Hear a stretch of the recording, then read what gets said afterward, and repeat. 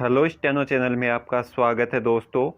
अगर आप इस चैनल से पहली बार जुड़े हैं तो चैनल को सब्सक्राइब जरूर कर लेवे ताकि आपको डेली डिक्टेशन मिलती रहे। आज की डिक्टेशन स्टार्ट होगी 10 सेकंड बाद।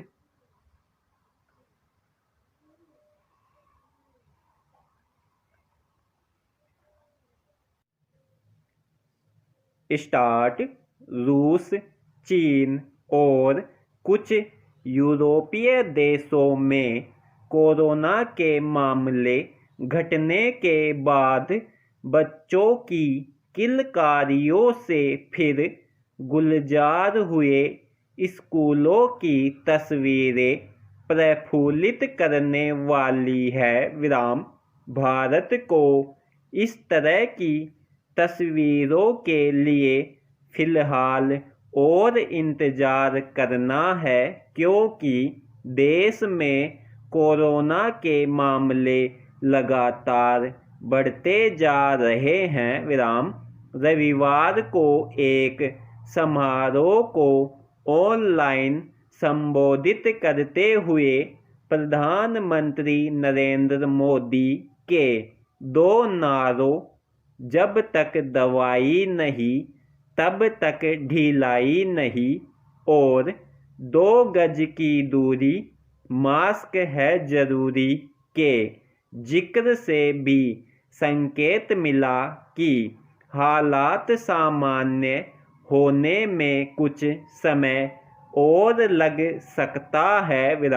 लेकिन सरकार अब कामकाज की रफ्तार रोकने के मूड में नहीं है। होना भी नहीं चाहिए। अगर देश में कोरोना के मामले बढ़ रहे हैं तो मरीजों के स्वस्थ होने की दर का ग्राफ भी लगातार ऊपर जा रहा है। 6 महीने में कोरोना काल देश को काफ़ी पीछे धकेल चुका है। कोरोना के सफाये तक हाथ पर हाथ रखने से बेहतर है कि जिस युद्ध स्तर पर इस महामारी से निपटा जा रहा है, उसी युद्ध स्तर पर सभी क्षेत्रों में कामकाज को पटरी पर लाया जाए। केंद्र और विभिन्न राज्यों ने इस दिशा में जो पहल की है स्वागत योग्य है। पैरा कोरोना काल के कारण लंबे समय से टल रहा संसद का मानसून सत्र जब सोमवार को शुरू होगा तो यह भी कामकाज पर लौटने का प्रतीकात्मक आह्वान होगा।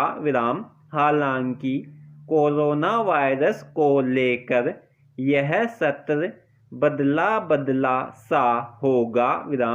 सभी सांसदों, अफसरों और मीडिया कर्मियों को कोरोना जांच से गुजरना होगा। सोशल डिस्टेंसिंग का ध्यान रखते हुए सांसदों के लिए बैठक व्यवस्था भी विशेष होगी। अमूमन हर संसद सत्र से पहले इसके हंगामेदार रहने के आसार जताए जाते हैं। यह सत्र शायद वैसा हंगामेदार नहीं रहे। इसमें प्रश्नोत्तर काल नहीं होगा। सरकार की तरफ से दलील दी गई है कि प्रश्नोत्तर काल के दौरान जिस विभाग से जुड़े सवाल पूछे जाते हैं उसके अफसरों को भी सदन में मौजूद रहना पड़ता है। इससे भीड़ बढ़ती है।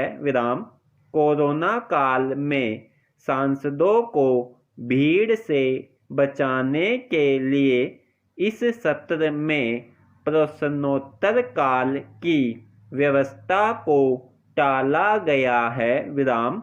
इस समय यही भावना सर्वोपरि होनी चाहिए कि सांसदों की सुरक्षा सुनिश्चित करते हुए संसद में ज़्यादा से ज़्यादा महत्वपूर्ण कार्यों को निपटाया जाए विराम। मानसून सत्र के दौरान प्रतिपक्ष के आक्रामक तेवर शायद पिछले सत्र जैसे नहीं रहे, क्योंकि उसके दोनों सदनों के कई सांसद गैर हाजिर रहेंगे विराम। सोनिया गांधी के साथ राहुल गांधी अमेरिका गए हुए हैं विराम। तृणमूल कांग्रेस पहले ही कह चुकी है कि उसके बुजुर्ग सांसद सत्र में शामिल नहीं होंगे विराम। दूसरे प्रतिपक्षी दलों के बुजुर्ग सांसदों ने भी इसी तरह का फैसला किया है विराम। बेशक संसद सत्र में मजबूत और सजग प्रतिपक्ष लोकतंत्र का तकाजा है, लेकिन देश जिस संकट काल से गुजर रहा है उसे ध्यान में रखते हुए सिर्फ विरोध के लिए विरोध की राजनीति से फिलहाल परहेज किया जाना चाहिए विराम। समाप्त।